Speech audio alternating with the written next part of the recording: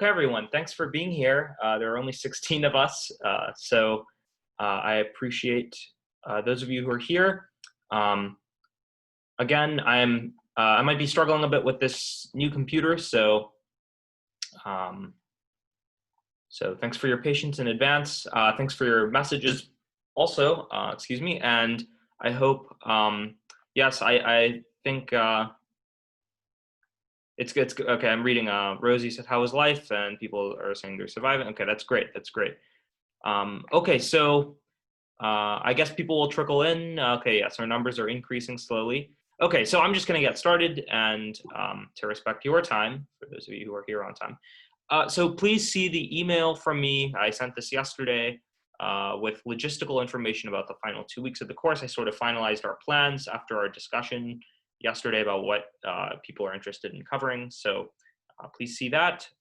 Homework 8 is also posted. Sorry, it was a bit late. Thanks to Nishan for raising to my attention that I hadn't posted the homework.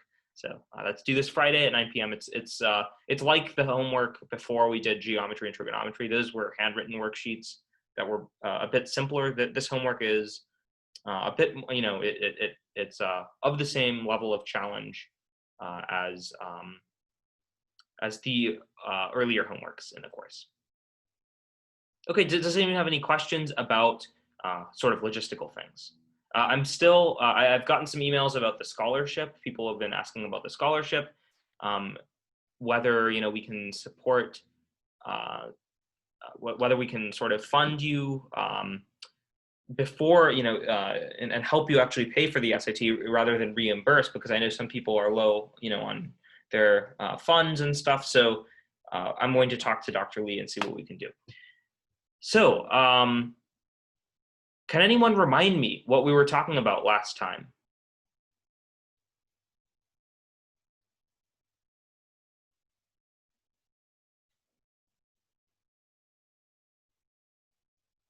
Look through your notes if you've taken notes. Imaginary numbers, good. And I had drawn this this diagram. It was like a clock almost, and we found that the imaginary numbers, you only need to know in terms of their powers, I to the first, I to the second, I to the third, I to the fourth. You only need to know those 4 powers, and then they repeat themselves. So it's a modulo 4 system. So those of you who are like into computer science, I think will relate to this really well, because you use these sorts of systems all the time. So the idea of the clock is a modulo 12 system. It repeats after 12 hours. This is modulo 4, and I've drawn this clock here for you.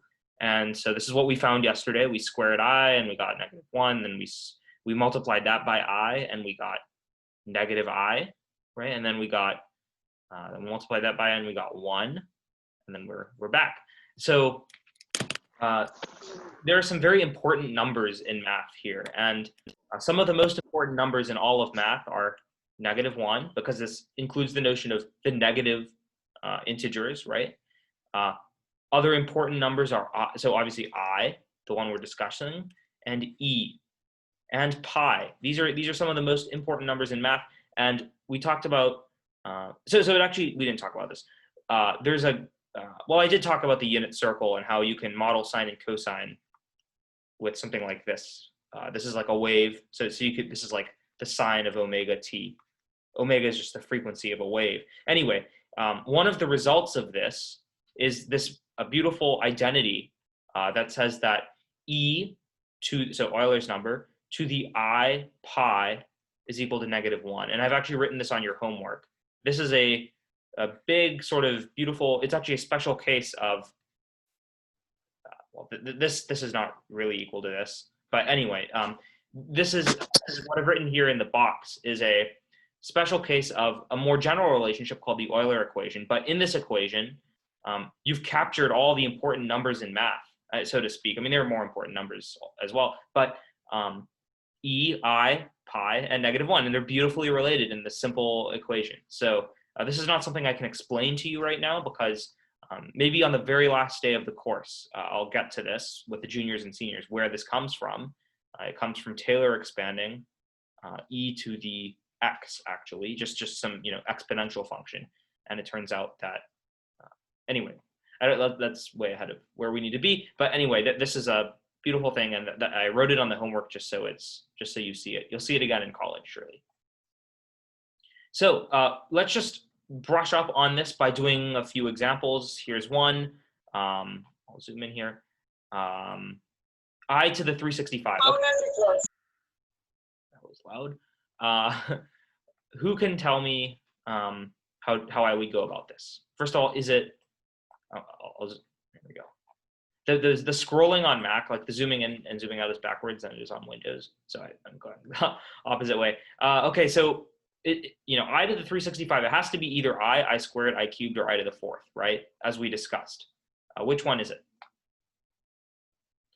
Find where it is in find where it is in relation to multiple of 4. And so remember when people learned in I learned in third grade how to do long division, and you would always find a remainder.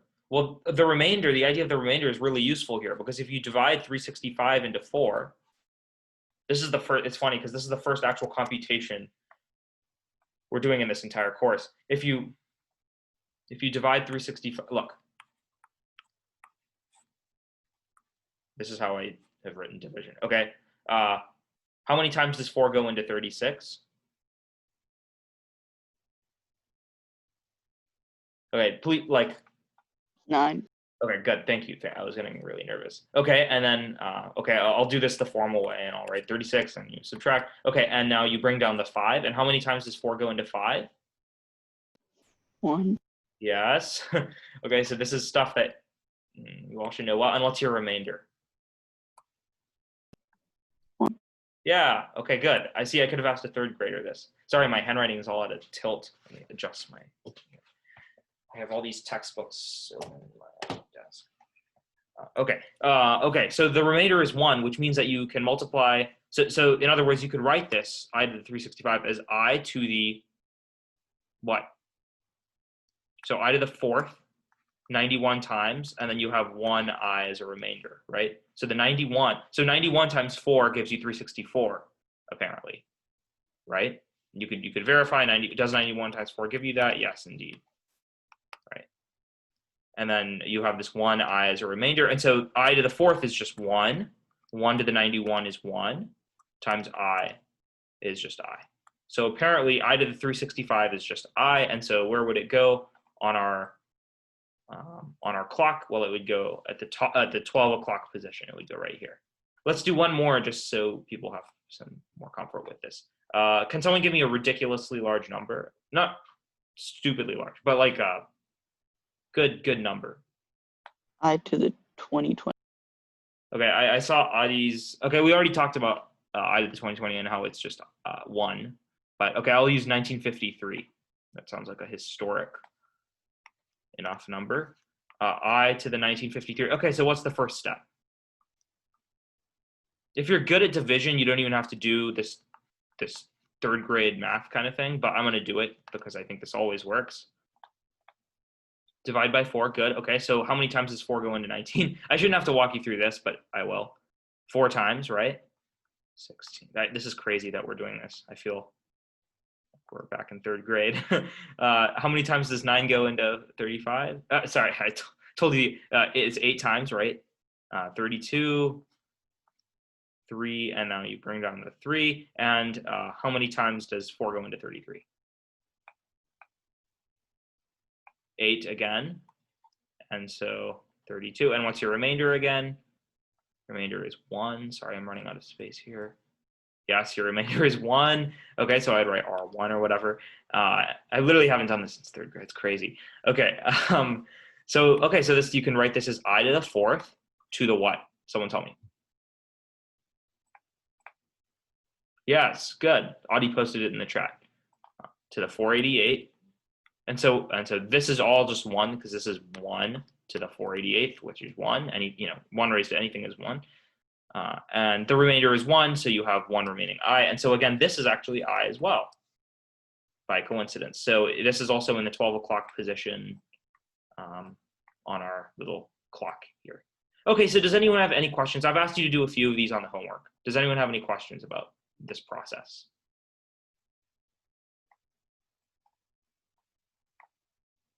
No. Okay.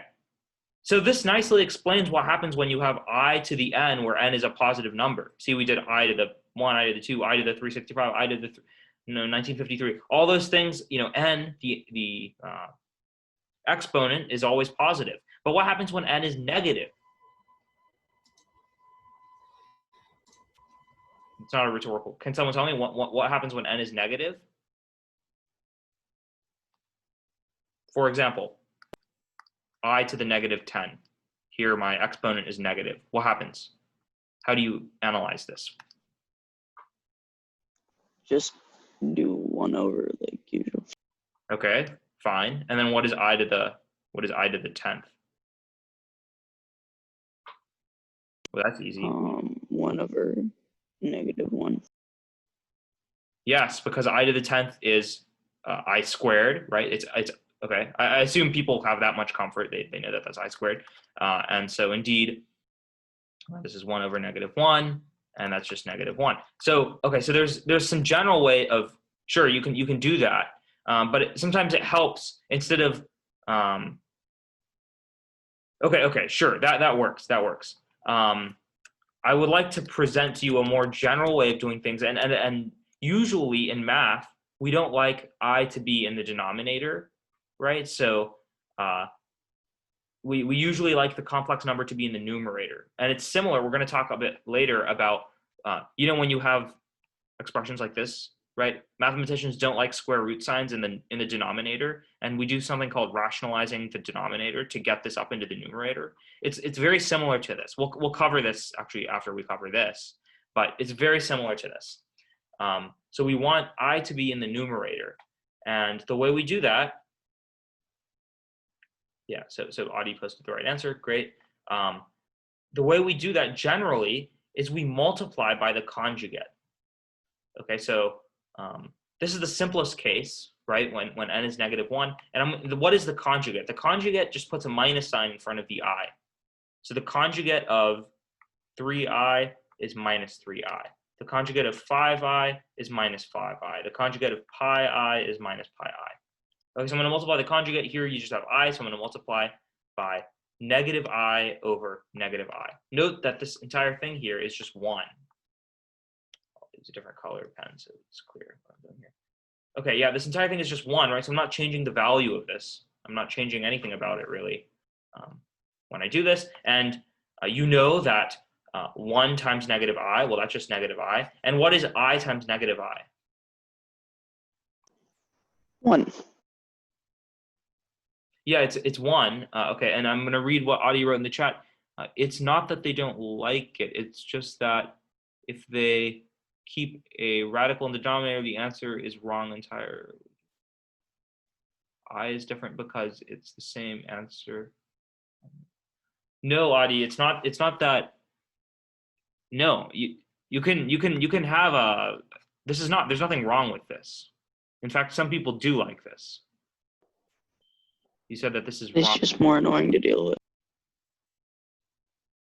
You get it wrong. Yeah, that's because there's a convention of writing the radicals. Oh, I see. Okay. Mathematically, there's nothing wrong. You can plug this into your calculator and you got the same thing as the rationalized version, which is root 2 over 2. It's fine. It's yeah. There's nothing. Yeah.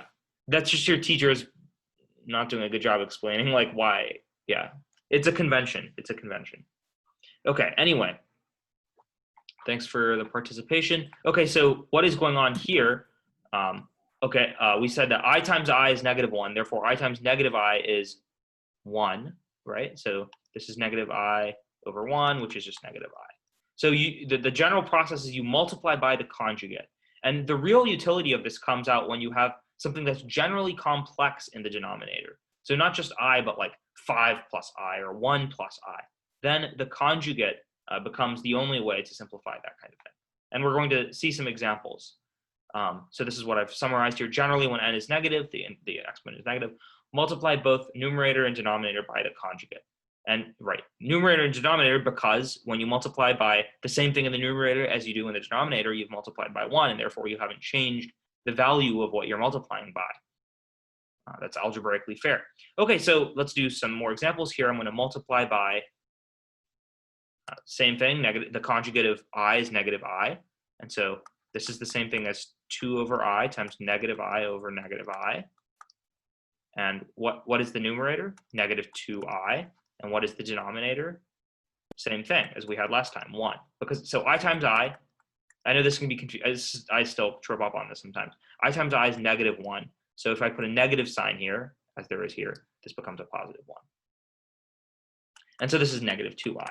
So this is the rationalized form of 2 over I. Okay. And even I'll talk a bit about the applications of this and where this appears in the culture, in the literature of math and physics and stuff.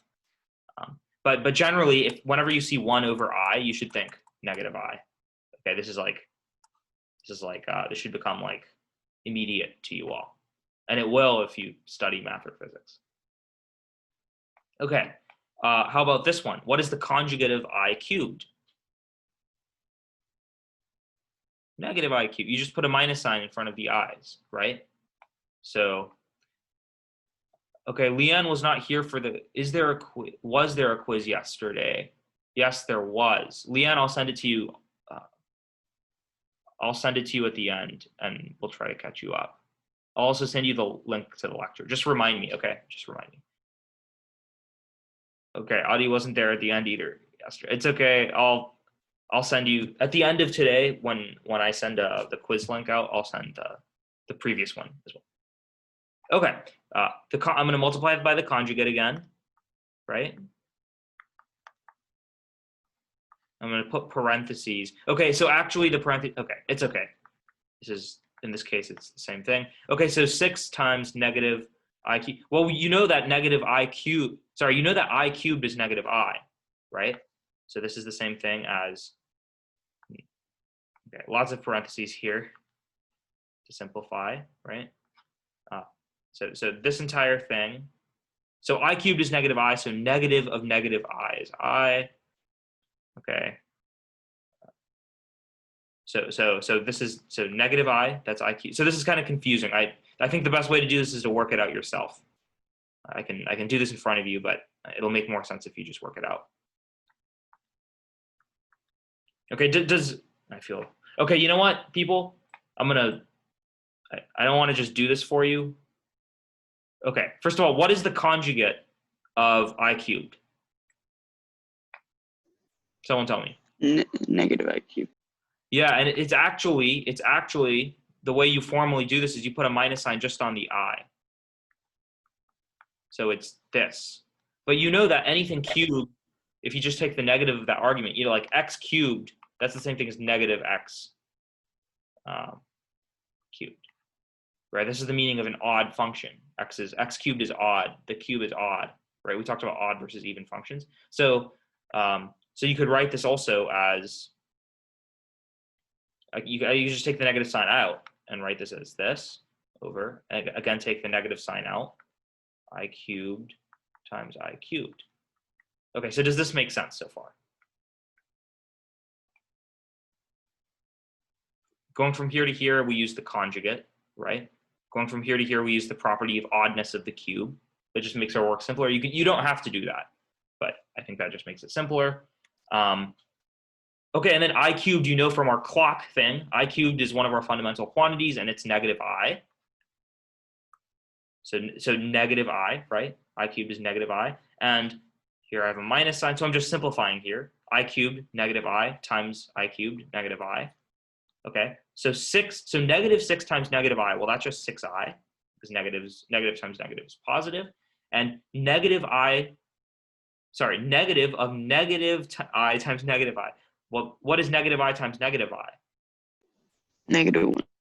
Yeah, it's still negative 1. And if you're confused, you could factor out this negative I. So I have one negative sign. Now I have another negative sign, and now I'm left with positive I times positive I, which is positive I squared. And let me move this over. I'm running out of space. Positive I squared, right? So this becomes 6I over. So these negatives cancel, and you're left with negative 1 in here, because that's what I squared is. And so this is 6I. So this entire mess that started with, Wait. The bottom is negative 1? Yeah, it is. How do you But- factor out that negative? Wait, Okay, so starting from here. Okay. but that negative. what- Wouldn't you wouldn't you have 1 in the denominator, not -1? Let's see. So can you tell me what negative I times negative I is? That's -1, right? It's negative of I times I. And what is I times I? -1. Yeah, I times I is -1. So this is 1. Shouldn't the negatives cancel out? I times I is -1. So this thing is -1. So negative of -1 is 1. Wait, but why don't the negatives cancel out there? Where? At the beginning. No, Here? at the beginning. Yeah. Why can't you just, because it's just negative times negative. Yeah, It's yeah, that's positive. fine. That's fine. You can do that too. So this is just, oh, Yeah. What did I do here? So you're saying that that's I squared. No, you're absolutely right. What am I You doing? can't factor out the I here. Oh, sorry, I'm confusing. Sorry, this is embarrassing. I'm confusing addition and multiplication. Yeah, you're absolutely right. Okay, does everyone see my mistake? Okay, this is very wrong. Very, very wrong. Okay, sorry, people. Thanks for catching me. Okay, that's embarrassing.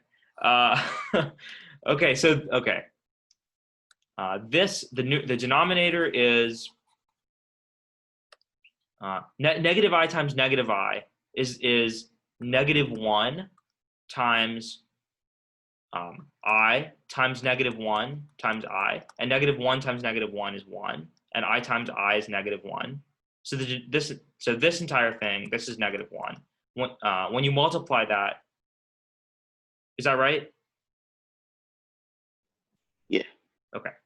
And so the entire denominator becomes 1, right? Because now you have an extra negative sign.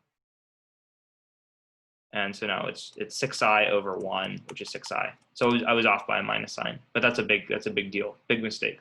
Okay, anyway, this was a hairy example. So thanks for tolerating. Okay, but let's just do a few more. That was bad. Okay, sorry people. Okay, 7 over I to the 95. Okay, so this is one where I sort of don't think about these things. I don't think of like one fixed way to do them. I'm going to simplify I to the 95 first, and I know that I to the 95 goes, let's see, 23 times with a remainder of 3, right? Remainder, this is just long division. Okay, and so remainder of 3, so that means that I to the 95 is I to the 3, I to the I cubed. And we know that I cubed is negative I. And so now I'm going to multiply by the conjugate again, right? The conjugate of negative I is I. And so this is 7i over, and negative I times I is, so I times I is -1. So negative I times I is 1. And so this is 7i. Okay, so does this make sense? Sorry about the last example. I screwed up. So you should be able to manipulate these things. It really comes down to multiplying by the conjugate. Okay, so does anyone have any questions? I don't know who it was who was helping me out here, but thanks. I can't see people's names. Okay, so I hope this makes sense.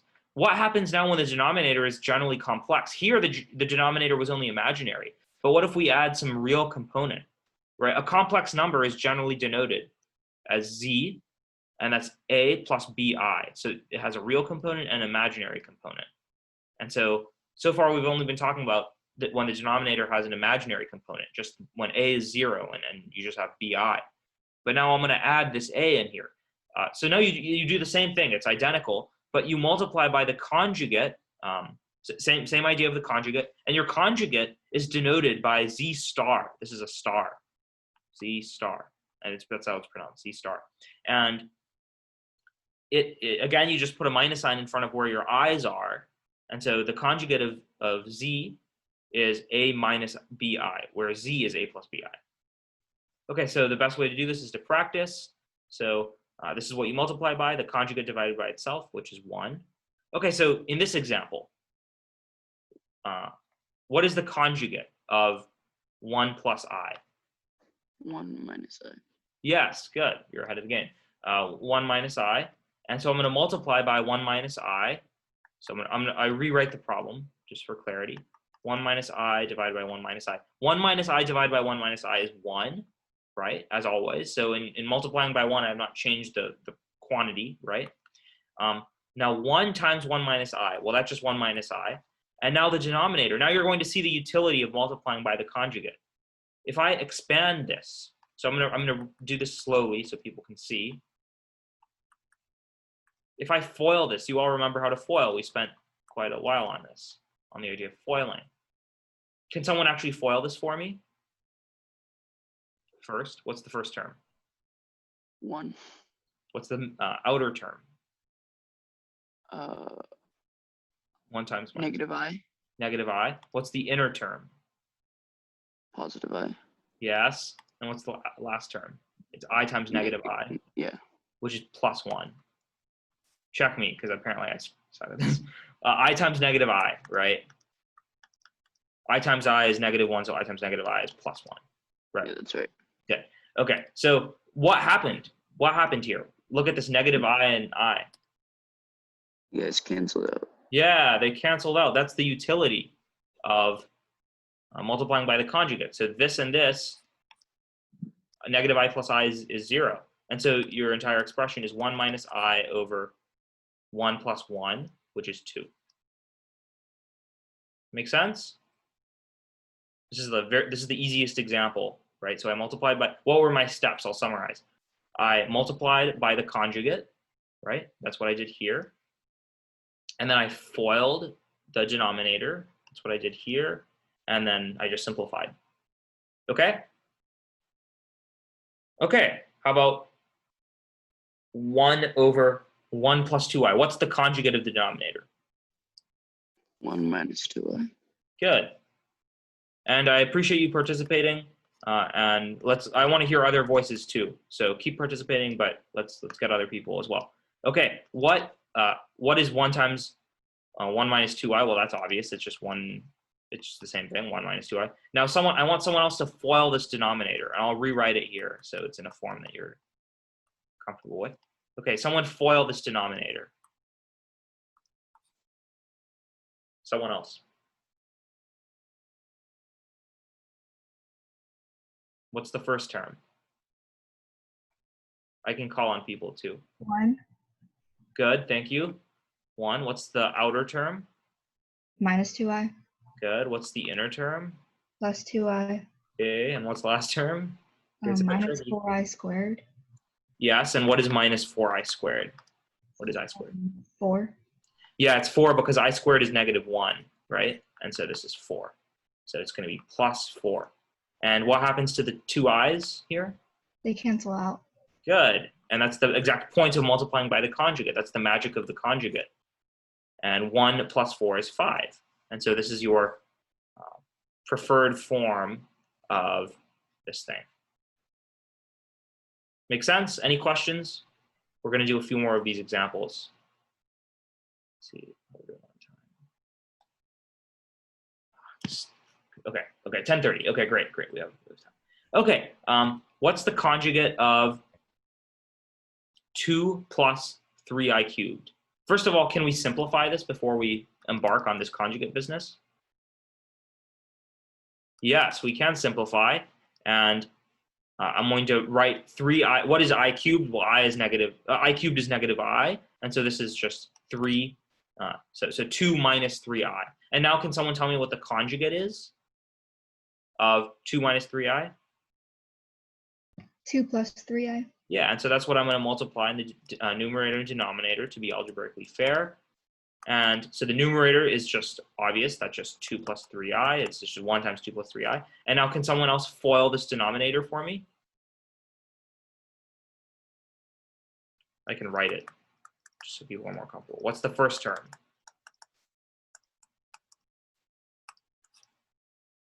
Someone new. Again, I can call on people.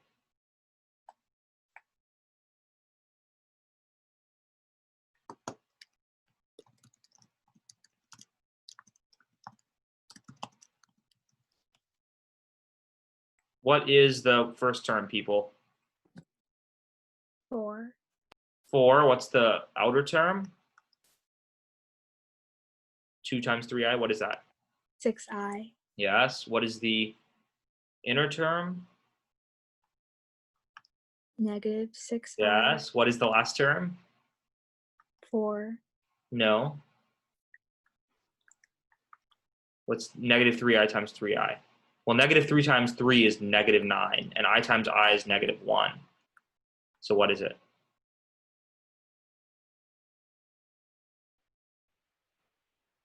Nine. Yes.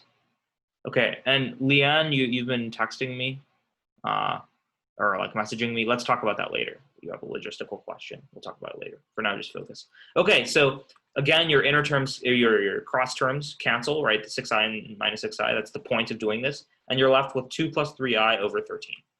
So that's your simplified form. Okay, I hope this is making sense to people. This is the 5th or 6th example. Okay, now, in all these examples, we've had 1 in the numerator. Now I'm going to put some generally complex thing in the numerator. So it's going to become a little bit more hairy, but not much. So what's the conjugate of the denominator here? Someone I haven't heard from. Let's see. I have not heard from Ruhi, Ascension, Biruk, Brianna. I haven't heard from any of you guys. Lily, what's the conjugate? Wait, what are we doing? We are simplifying this thing. So I'm asking you what the conjugate of 1 minus I is. This should not be hard. Thanks, Matthew, 1 plus I. And so I'm going to multiply by 1 plus I in the numerator and denominator. And okay, so now you see where things become more hairy. So let's simplify the denominator first. What is 1 minus I times 1 plus I? Can someone FOIL it?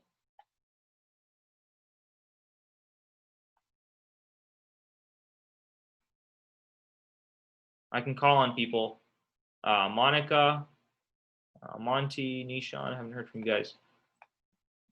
Okay, it's 2, and let's just do it together. So the first term is 1, the outer term is plus I, the inner term is minus I, the last term is plus 1, because minus I times I is minus times, so minus, this is the step that I think people struggle with the most, so I'm doing it. This is the last term, right? And this is 1. Okay, so the inner terms cancel as desired, and so the denominator is 2. How about the numerator? Can someone do the numerator for me?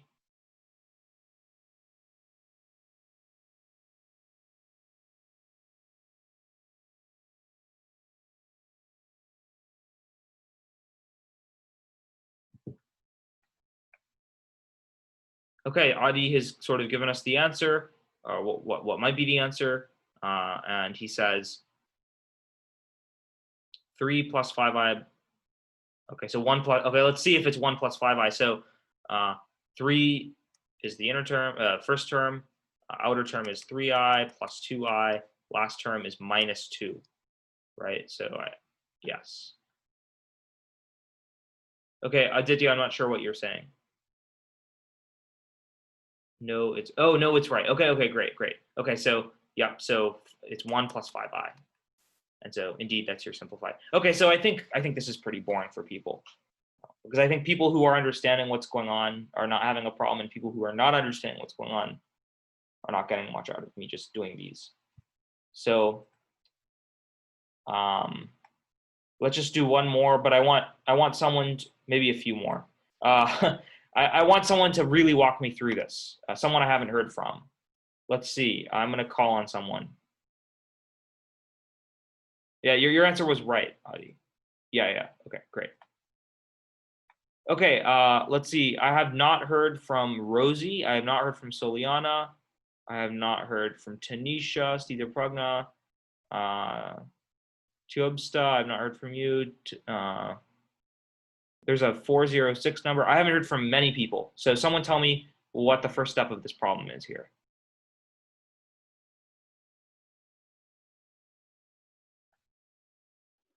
First, Leanne, I heard you say first. Okay, so Nishan said, and thanks Nishan, you gave me the conjugate, and the conjugate is 3 plus 4i, right? You put a minus sign in front of the I, and so I'm going to multiply the numerator and denominator by 3 plus 4i. And what is first let's do the denominator because that's a bit simpler. What is the denominator when you expand that? Let's see, I want you to walk me through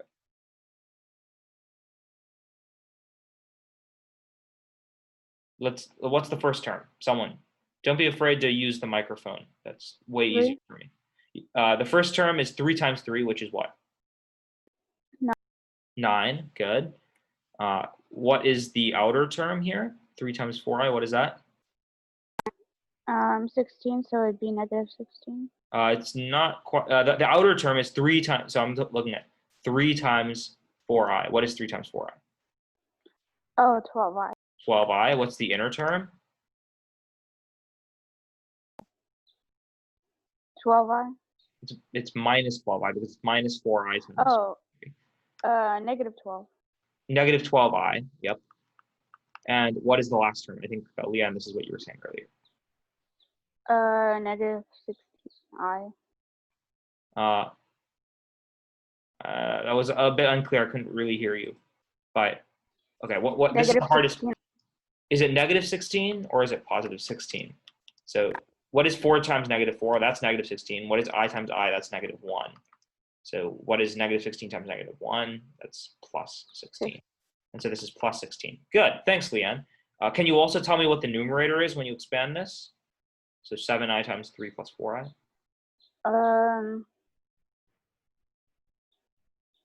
This is actually easier than what you just did. 21i and then plus 28i. I squared, right? Because I squared. So 7i times 4i is 28i squared, and 28i squared is minus 28 because I squared is negative 1. And so this entire thing is 21i minus 28 over the 12 i's canceled in the denominator. That's the point of multiplying by the conjugate. And 9 plus 16 is 25. And sometimes you can simplify, like sometimes everything will be divisible by something. In this case, nothing is divisible by something mutual. So good. Thanks, Leanne. Keep in mind that when I select who gets the award at the end, so not the IntelliChoice scholarship, but like the end of class scholarship, which you'll get immediately, like first week of August, I'm accounting for participation, and I'm also accounting on what the I'm asking the tutors, who's been showing up to office hours and stuff, and I'm also looking at your quiz grades and in-class assignments. So the more you participate, the greater your odds. Okay, last one of this conjugate stuff. What is the conjugate of 5i minus 3? Someone different. 5i plus 3. Aruhi, thanks. It's 5i plus 3, and Aruhi, can you tell me what the denominator is now? If you expand this? So it'd be like 25. Wait, no, negative 25. Good. Sorry, not I, but and then wouldn't the I terms would cancel out, so it'd leave you with a negative 9. Good. So you're wise enough at this point to realize that when you multiply by the conjugate, your cross terms, they're called the cross terms, they cancel out. So good. So that's right. Can you also tell me what happens in the numerator? And I'll do 16 times 5 for you. It's 80. So you get negative 80 because it's like I squared. Mm-hmm. And then 16 times 3 is 48. Yeah, 48i plus 10i. And then you get 6 plus 6. Great, thanks. Good job. And so now you just combine your like terms, so to speak, so your real values. Negative 80 plus 6, that's negative 74. And these terms, 48 plus 10 is 58, and you have an I there, I, and negative 25 minus 9 is negative 34. Good, and actually it turns out that all of these things are divisible by 2, and so you can divide everything by 2, and 74 divided by 2, can someone tell me? is 37. I should be able to do that without doing what I just did. 58 divided by 2 is what? 26, right? No, that's 52. Can someone tell me what 58 divided by 2 is? 29. Thanks. What's 34 divided by 2?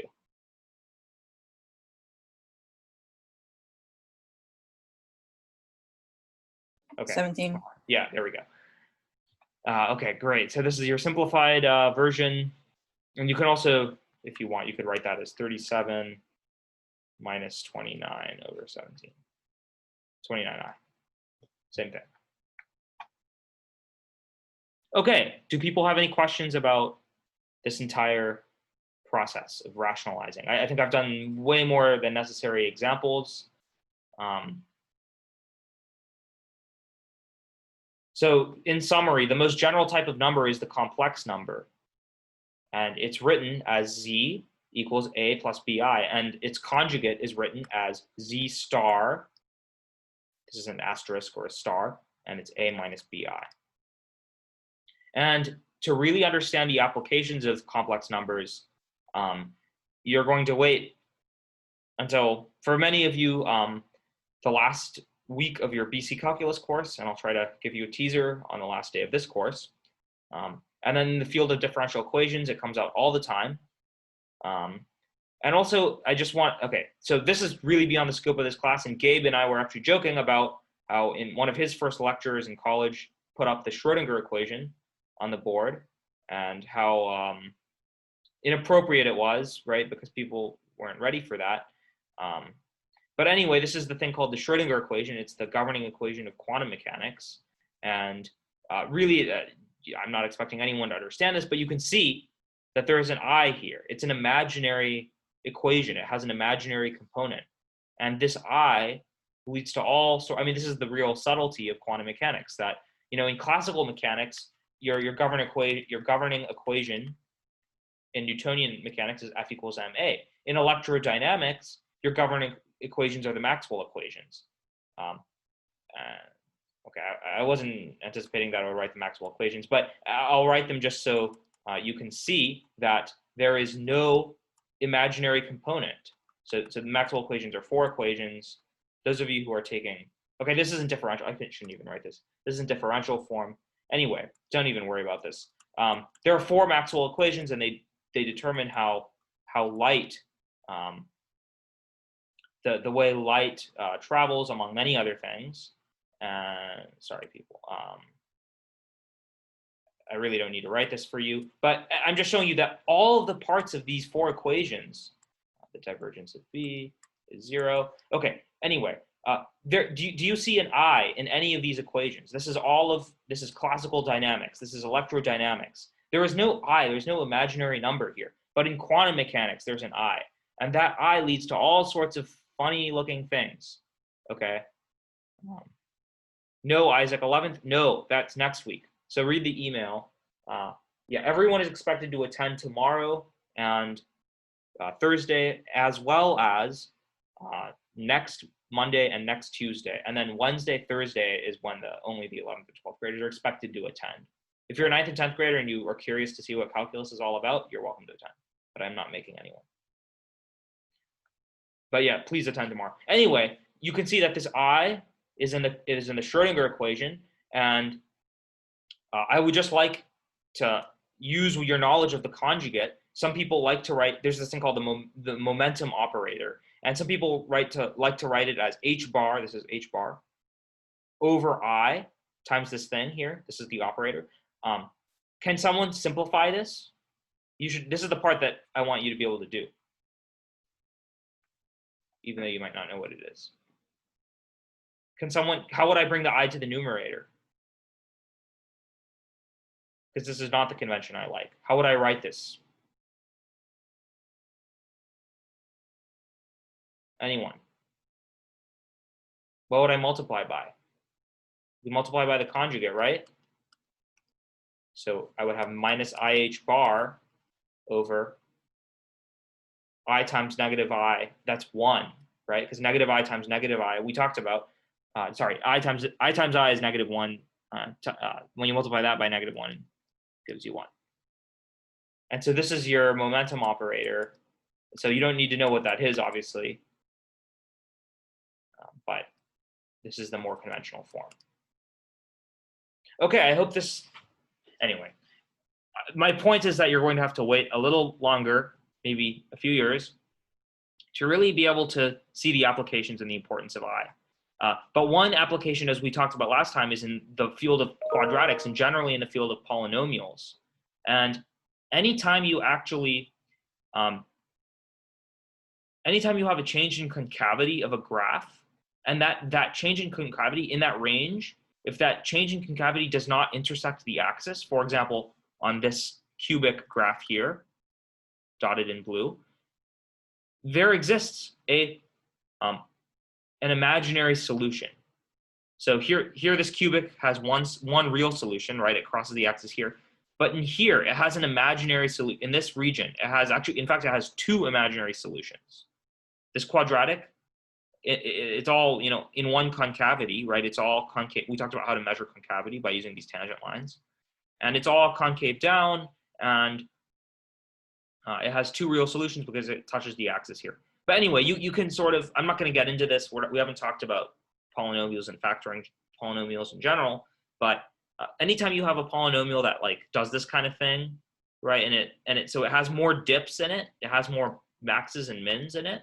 It has more of these hills and valleys than it does roots, right? Then it has real solutions. You know that each of these hills and valleys, each pair of these hills and valleys corresponds to an imaginary solution. In fact, each hill and each valley corresponds to one imaginary solution. So anyway, that's a theory in algebra that we don't need to get into, but this is something you can appreciate graphically because you'll be graphing things in 10th through 12th grade surely that have no real solution but have many imaginary solutions. And yes, you do have a quiz today, and I'm about to send it out. But the last thing I really wanted to cover was this useful analogy that you need to know for your homework. It's the last 2 pages of your homework, and it's the way I started. It's the way I didn't start the lecture, but I mentioned this earlier, right? We talked a lot about what happens if you have something like this. You multiply by the conjugate, right? That was sort of the big thesis of today. Well, it's similar to when you have this, right? Or when you have a radical in the denominator. There's no conjugate of a radical, but you do multiply by that radical over itself. So you multiply this is called rationalizing the denominator, and it's analogous to getting from here to here, right? We mathematicians dislike this form for the same reason as they dislike this form, and so this is a thing that we should discuss while we're at it. Okay, Alexis, just focus on what I'm talking about here, and then I'll answer your question. Okay, so I'm going to multiply by the radical, and 1 times root 2 is root 2. Root 2 over times root 2 is 2. And so this is the rationalized version. I'll just do one more example, and then I'll answer your question, Alexis, and then I'll send everyone the quiz. How about 1 over square root of pi? Okay, how would I rationalize this? I would multiply by square root of pi divided by square root of pi, and 1 times square root of pi is square root of pi, and root pi times root pi is pi. So this is the rationalized form. And you could be creative and do your own things. Okay, anyway, this is the last thing I really wanted to talk about. Now I'm going to send you the quiz, but first, let's see. Alexis said, so this week is the last week of homeworks, and next week we still have, yes, next week you still have daily quizzes up until the last day of the course. There will be quizzes until the very last day of the course, and the juniors and seniors will have to attend the last 2 days of the class. I have a question. Yeah, go ahead. So next week, you can turn any homework or any in-class assignments for. That's right. Is this week Next the week last is the week to catch up, and if you're behind, this week is the week the last homework assignment is due. Make sense? So yeah, so you still have a chance to get stuff done like in class assignments next week. Yes, and you can submit those to me. Yeah, so next week is the catch-up week. Okay. But try not to delay your submission because I want the final grades to be out by Thursday. By Friday. I want to compute all the grades by Friday, so then you know how you did. Okay, people, I'm about to send out the quiz link. Now on this quiz, starting from here to the end of the course, there is a required question, and it's actually not a graded question, but it's required. And that question asks you to write a thank you note to the tutor. So this week, oh yeah, I will send the previous one. Okay, so this is this week's. I just sent this week's. It's attendance quiz 30, and now I'm about to send the previous one. Okay, so on attendance quiz 30, let me finish describing what you have to do. It's required that you fill out this first question, and this week the thank you message is directed to Anya. At the end of the course, I'll be just like compiling everyone's thank you messages and sending to the tutors, because as a way to show appreciation, because they've really helped me out in this. So even if you didn't work with her, just write a sentence or two, just thanking her. It doesn't have to be super personal, but if you did work with her, please make it a bit more personal. Okay, bless you, that was very loud. Thank you. Okay, people, I'm gonna send the previous quiz as well for those who missed it.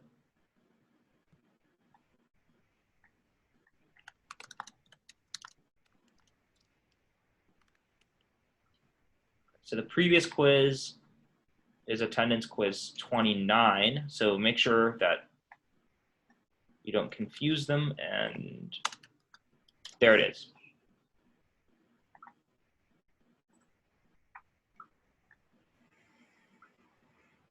I have a question. Go ahead. In the homework, can you just like, I don't know, like at least do like one with me, like Sure. when it starts from 5, Sure. when it says I-37. Okay, here, I'm going to share my entire screen with you. Can't hide anything anymore. Yes. Okay, so I'm going to go to the website and homework. And here it is. Okay, number 5. Yes. I did 37. So we talked about this today, right? Yes. So what is, look, I said just decompose this into I to the 4th to the 4th times I, right? So one way to do this is you can divide 37 into 4, right? Yes. So 37 divided by 4 is what?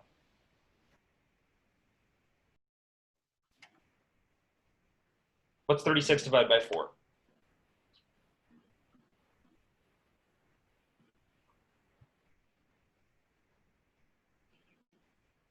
Like 9.25?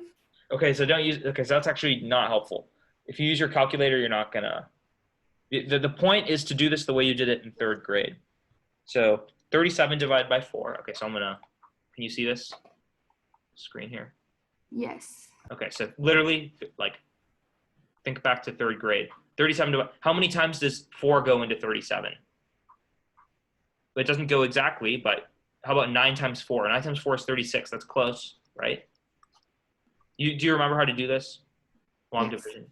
Okay, this isn't even long division, really. What's 37 minus 36? 1. And so what's your remainder? 1.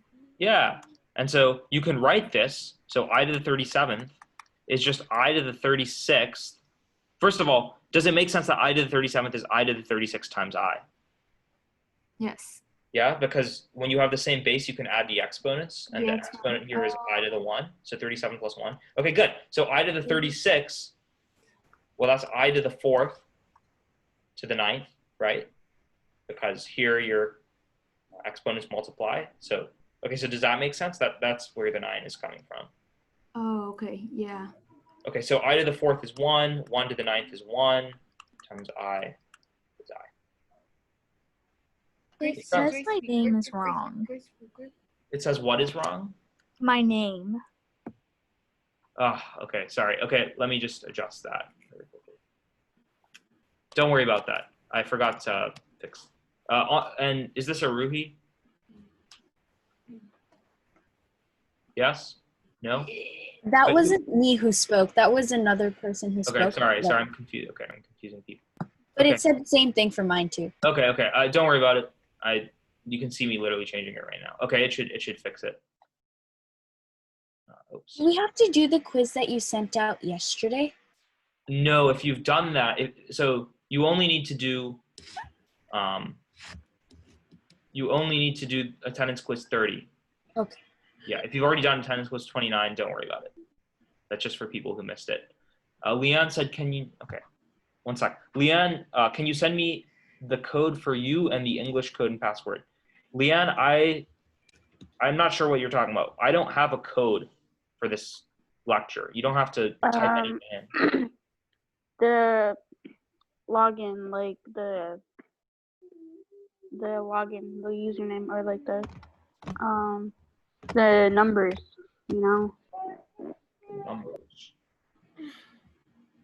Oh, like the lecture, the link to the lecture? Kind of, yes, but like what's the numbers, like the I think it's I'm not sure, but try this. The numbers should be on the link of the lecture. Yeah. Leanne, Okay, I'm not sure. Why do you need it? Why are you not able to join the no, I try to log in with the old one, with my computer, but then the code doesn't work, and so I logged in with my phone with the website. Okay. So if you can get to your email from your old computer, you should be receiving emails every day from me with the link to the lecture. And if you click on that link and if you have Zoom downloaded or installed on your computer, you should have no problem getting to the lecture. Well, I go to the lecture, but then it says that you are in another meeting. That I am in another meeting or that you're in another meeting? No, that you are in another meeting. Yeah, okay, so Audie suggested leave and rejoin.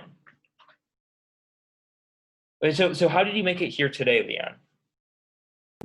I'm using my phone, and I'm Oh, I see. using Okay, you said that. Yeah.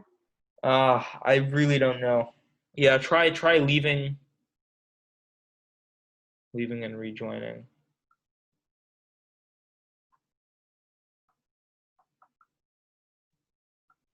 Is number 2, so Audie, you said is number 2 on quiz. I'm not sure what you mean by that. But okay, Leanne, I'm not sure how to help because I don't really understand. Like, it says, I don't really know how Zoom works. Okay. Yeah, Okay. sorry. I mean, I guess you can use your phone to join, but let's see what happens tomorrow. Try to attend Patricia's office hours today. Which are, I should have said, Patricia's office hours today are, she had to check, I think she'll email, but I think it's 1 to 2:30 instead of 1 to 3. Okay. And try joining there and see if that works. Okay, I'll see. Thank you. You're welcome. Sorry, I don't really know how to help. The symbol for the conjugate question. What about it? Oh, shouldn't number 2 be? Office hours 1 to 3, correct? Okay, let me fix it. Okay, I'm gonna stop the share. Give me a sec, people. No, it's not B. The symbol for the conjugate thing, it's not that. It's not B. On this, I googled it and it said the second is referred to in physics where dagger is used for the conjugate transpose. It's the conjugate transpose. It's not the conjugate. Oh, is that different? All right. Yeah. So I did that on. Well, I don't expect if people. So what's the difference between a conjugate transpose and a conjugate? That's a really good question. Okay. Do you want me to actually tell you? Okay. So what is the difference between the conjugate? Okay. So Okay, so can you see my screen? Okay, so if you have a matrix, Yeah. So first of all, it's impossible to take the conjugate transpose of a vector because, it's impossible to take the conjugate transpose of a scalar. So you can take the conjugate of some numbers, some complex number z, and the conjugate of that is denoted by the star, and it's a minus bi. Okay, the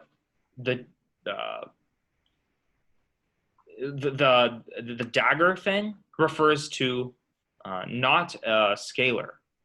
So first of all, the dagger means the dagger refers to a matrix. You can apply the dagger to a matrix, and yeah, this is number 2.